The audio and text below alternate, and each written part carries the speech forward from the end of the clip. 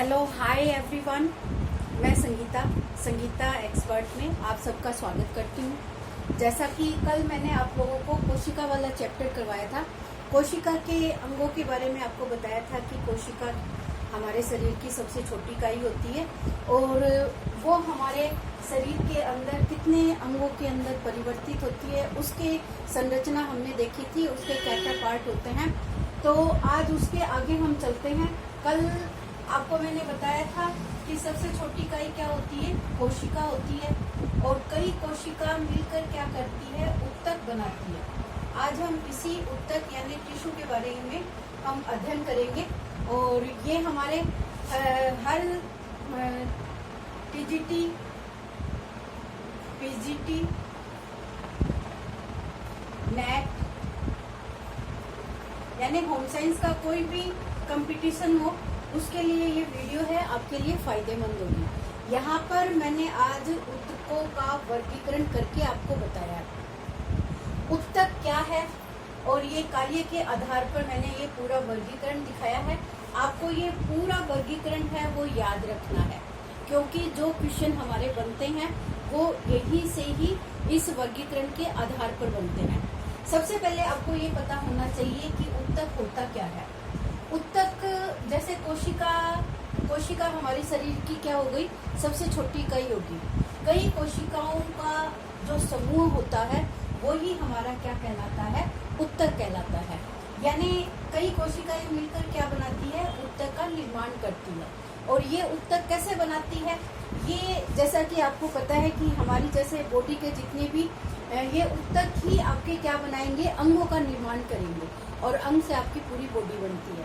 तो ये ऊतकों की हमारे शरीर के अंदर मुख्य भूमिका होती है। जैसा कि हमारे शरीर की ये बाहरी परत है, आंतरिक परत है, और उसके अंदर जो हमारे अंग बने हुए हैं उनके अंदर ये ऊतक है।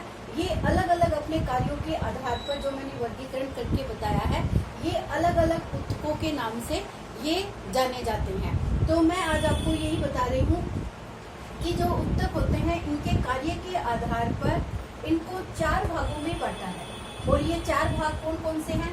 पहला भाग है आपका आच्छादक ऊतक, दूसरा है संयोजी ऊतक, तीसरा है पेशीय ऊतक, तीसरा है तंत्रिका ऊतक। जैसा कि इनके नाम से भी आपको पता चल रहा है, संयोजी यानी सहयोग के माध्यम से जुड़ के, सहयोग का मतलब क्या हो गया, जुड़ के। जैसे इसको भी मैंने वर्गीकरण करके आपको दिखा रखा है। फिर पेशियों का मतलब कितने प्रकार की पेशी होती है हमारे शरीर के अंदर, क्या होती है, उनको किस तरीके से वर्गीकृत किया गया है। तंत्रिका है तो इन तंत्रिकाओं का वर्गीकरण क्या है और ये किस तरीके से हमारे ऊतकों के माध्यम से हमारे शरीर के जो अंगों का निर्माण होता है उनकी कौन सी परत कैसे निर्मित होती है, इस आधार पर इनको वर्गीकृत किया है। आच्छादन का मतलब होता है आच्छादित, यानी हमारे शरीर की जो सबसे बाहरी परत होती है उसी को ही हम क्या कहते हैं, आच्छादक ऊतक के नाम से जानते हैं। इसको भी हमने 2 भागों में बांटा है। पहला भाग तो आपका क्या है, साधारण है, और दूसरा है संयुक्त। संयुक्त का मतलब जुड़ के बनना। ये भी आपकी 4 भागों में वर्गीकृत है। ये 4 इसके पार्ट हैं, शल्की, स्तंभाकार, संवेदिक और घनाकार। ये जो आच्छादक ऊतक है इनके ये 4 प्रकार है जो साधारण ऊतकों के वर्गीकरण के अंदर शामिल होते हैं। इनके नाम में ही आपको दिखाई दे रहा है शल्की, यानी शल्क के रूप में इनकी संरचनाएं होती है। स्तंभाकार होती है, संवेदिक होती है, संवेदना जो हमें जैसे अपन स्किन को इस तरीके से छुएंगे, दबाएंगे तो हमें दर्द का एहसास होता है, संवेदना हमें महसूस होती है। फिर है घनाकार के रूप में, यानी घन के आकार के अंदर हमारे जो ऊतक होते हैं वो इसके अंदर स्पष्ट रूप से दिखाई देते हैं। संयुक्त के अंदर भी हमारे ये 3 आ जाते हैं, स्तरित, कुट स्तरित और ट्रांजिशनल। तंतु में ऊतक, जो संयोजी ऊतक के ये 4 पार्ट है। तंतु में सामान्य, कंकाल और तरल। कंकाल से आपको पता चल रहा होगा हमारा अस्थि वाला हिस्सा होता है शरीर का, जो मुख्य भाग है हमारी हड्डियां जो कंकाल तंत्र का निर्माण करती है, ये हमारे संयोजी ऊतक का ही एक पार्ट है। जो क्वेश्चन बनते हैं ना वो आपके इसी तरीके से बनते हैं कि संयोजी ऊतकों का वर्गीकरण में कौन शामिल है, या कौन शामिल नहीं है, या कंकाल उत्तक का कौन सा पार्ट है। तो ये कंकाल उत्तक का दो भागों में कंकाल उत्तक को बांटा गया है। एक को तो हम क्या कहते हैं, अस्थि, और एक को क्या कहते हैं, उपास्थि। अस्थि है वो भी हमारी क्या है, दो भागों में वर्गीकृत की गई है। एक तो ठोस अस्थि, जैसे हमारी हड्डियां है वो शरीर में कुछ तो ठोस होती है जो एकदम मजबूत हड्डियों के रूप में होती है, कुछ स्पंजी होती है जो, यानी स्पंजी का मतलब मुलायम, दबाने से दब जाती है और ऐसे वो सॉफ्ट तरीके की होती है, तो उसको हम किस नाम से जानते हैं, स्पंजी मानते हैं। उपास्थि के अंदर क्या आ जाता है, एक तो आ जाता है आपका हाइलिन, लचीली, कैल्सिफाइड और तंतुमय। ये इसके उपास्थि के 4 पार्ट हैं। तरल हमारी क्या है, तरल उत्तक के रूप में कौन से आते हैं, एक तो रक्त आता है, रक्त आपको पता है, एक लसिका आती है इसके अंतर्गत, 2 इसमें शामिल है।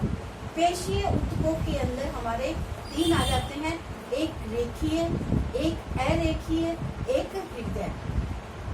चौथा जो हमारा ये पार्ट है, ये क्या आता है, तंत्रिका आता है। इसके 4 पार्ट है, एक तो कोशिका काय, एक न्यूराल, एक तंत्रिका तंतु और एक न्यूरोग्लिया। ये इसके 4 पार्ट है। अब कोशिका काय को भी 4 भागों में यहाँ पे बांटा गया, एक तो अध्रुवीय, एक ध्रुवीय, द्विध्रुवीय, बहुध्रुवीय। न्यूराल का कोई भी वर्गीकरण नहीं है। तंत्रिका तंतु में एक तो आता है नॉन मेड्यूलेटेड और दूसरा खाली क्या आता है, मेड्यूलेटेड, 2 पार्ट है। और न्यूग्रोलिया ये भी आपका एक सिंपल साधारण एक पार्ट है।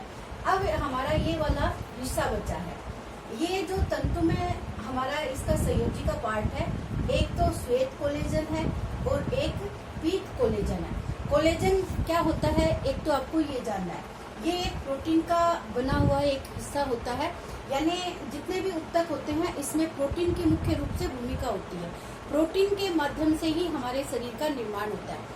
मैंने आपको प्रोटीन वाला जो टॉपिक पढ़ाया था, प्रोटीन की भूमिका क्या है, प्रोटीन के कार्य क्या है, ये आपको पता होना चाहिए। हम प्रोटीन क्यों लेते हैं, सबसे मेन कार्य क्या होता है, इसका निर्माण करना होता है, शरीर का निर्माण करना। और ये टिश्यू भी क्या कर रही है, सबसे छोटी इकाई मैंने आपको बता दी है, एक कोशिका है।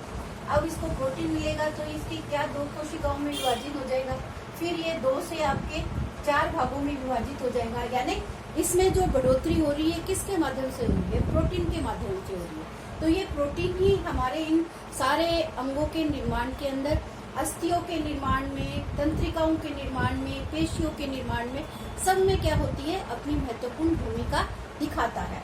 तो ये उत्तक क्या काम करते हैं, हमारे शरीर की वृद्धि और विकास में अपनी भूमिका दिखाते हैं।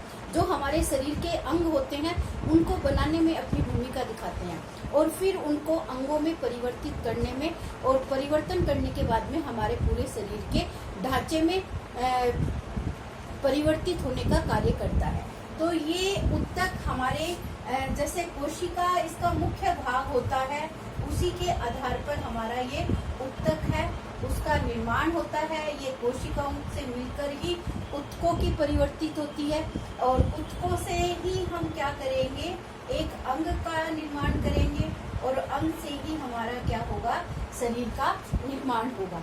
अब ये जो आपको जितने प्रकार के उत्तकों का वर्गीकरण दिखाया गया है, ये अलग अलग तरीके के हमारे शरीर के पार्ट में अपनी भूमिका दिखाते हैं। तो कोई आपकी शरीर की ऊपरी त्वचा का निर्माण करेगा, कोई हमारे ये बाल वाले हिस्सों का निर्माण करेगा, कोई हमारे ये अंदर रक्त है, लसिका वाहिनियां हैं, इन सब का अपनी अपनी भूमिकाएं उसके अंदर परिवर्तित करने का कार्य करता है। तो आपको मेन उत्तक से जो क्वेश्चन बनते हैं वो आपके यही बनते हैं कि ये कंकाल उत्तक है, उसके पार्ट कौन से हैं, ये सामान्य जो पार्ट है इसका पार्ट कौन सा है, तंतुमय का पार्ट कौन सा है, श्वेत कोलेजन और पीत कोलेजन। ये श्वेत का मतलब सफेद रंग, पीत का मतलब पीला रंग। इन किसकी वजह से होता है, इलास्टिक का मतलब आपको पता चल रहा है, जैसे इलास्टिक को हम बढ़ाते हैं ना, वैसे वो बढ़ जाता है और छोड़ते हैं तो अपनी पूर्व आकृति में आ जाता है। तो इलास्टिकी का मतलब भी यही होता है कि जैसे आप आपके शरीर के अंग में आपके फेफड़े हैं, आपकी श्वसन नलिकाएं हैं, आप सांस लेते हो तो वो फूलती है, छोड़ती है, सिकुड़ती है। तो वही क्या कर रहा है, ये इलास्टिकी का काम कर रहा है, यानी रबड़ का कार्य कर रहा है। आपके शरीर के अंगों में इस तरीके की कैपेसिटी उत्पन्न कर रहा है कि आप उसको बढ़ा सकते हो और उसको छोड़ने पर वो आपका सिकुड़ सकता है। तो ये सारे गुण क्या है, ये आपके तंतु में जो आपके शरीर के तंतुओं का निर्माण हो रहा है उसमें श्वेत और पीत जो कोलेजन यानी प्रोटीन के निर्माण के माध्यम से इसकी उत्पत्ति हो रही है और ये इलास्टिकी का कार्य कर रहे हैं। हमारे जो आंतरिक अंग होते हैं उनके अंदर ये अपनी भूमिका को स्पष्ट करते हैं। तो ये सारे के सारे क्या है, आपके शरीर के अंगों की उत्पत्ति, वृद्धि और उनका विकास करने में अपने उत्तक हैं, वो महत्वपूर्ण भूमिका निभाते हैं। तो आज के वीडियो है ये मैंने बहुत ही शॉर्ट तरीके से बनाया है ताकि आपको थोड़ा सा इसके बारे में जो इस टॉपिक से जुड़े हुए नहीं हैं, जिन्होंने अभी कोशिका उत्तक इनके बारे में अध्ययन नहीं किया है, तो उनको सामान्य जानकारी थोड़ी सी मिल सके कि उत्तक होते क्या है। तो आपको इनकी हर एक उत्तक की आपको एक पिक्चर बना के और उसके माध्यम से आपको बताऊंगी कि ये कैसे कैसे इनके अलग अलग वर्गीकरण में अलग अलग उत्तकों की भूमिकाएं हैं, वो हम किस तरीके से स्पष्ट करेंगे। अब जैसे कंकाल पढ़ाऊंगी आपको, तो कंकाल में आपको एक एक पूरा कंकाल तंत्र में हड्डियां कहाँ कितनी होती है, टोटल हड्डी हमारी जब बच्चा जन्म लेता है। तो ये मैंने आपको आपका जो पेपर था चाइल्ड डेवलपमेंट, उसके अंदर मैंने आपको बताया था, मानव विकास एवं वृद्धि के अंतर्गत भी ये बताया था कि हमारे शरीर के अंदर टोटल हड्डियां होती है वो 270 होती है, लेकिन जैसे ही बच्चे का विकास हो जाता है तो ये 206 में परिवर्तित होती है। अब आपको ये 206 हड्डियां हैं, ये आपके शरीर में आपके सर की हड्डी कितनी है, पसलियाँ कितनी होती है, फेफड़े कितने होते हैं, फेफड़ों के अंदर हड्डियाँ कितनी होती है, आपके हाथ पैरों में हड्डियाँ कितनी होती है। तो ये इस तरीके से हम ये पूरी 206 हड्डियों का अवलोकन करेंगे। तो इसी तरीके से जैसे अब रक्त है, लसिका है, इन सब के बारे में एक एक करके अध्ययन करेंगे। तो ये आपका खाली एक क्या है, एक छोटा सा पार्ट है जिसके माध्यम से आपको आपकी शरीर की क्रिया विधि के बारे में थोड़ा सा ज्ञान होता है कि आपके शरीर में कौन कौन से पार्ट हैं, वो किस तरीके से आंतरिक और बाहरी जो त्वचा का निर्माण है, आंतरिक अंगों का निर्माण है, वो किस तरीके से हो रहा है, वो हम सारी जानकारी इस वीडियो के आगे वाले पार्ट के अंदर करेंगे। All the best everyone, thank you.